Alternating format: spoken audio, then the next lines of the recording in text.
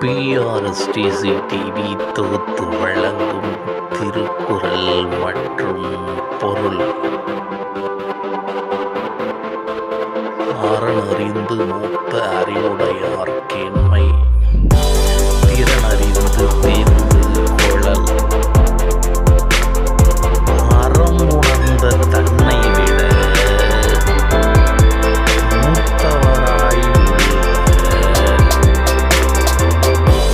அறிவுடையவரின் நட்பை ஆராய்ந்து பெறுகின்ற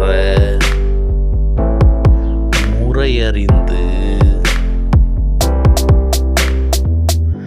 பெற வேண்டும்.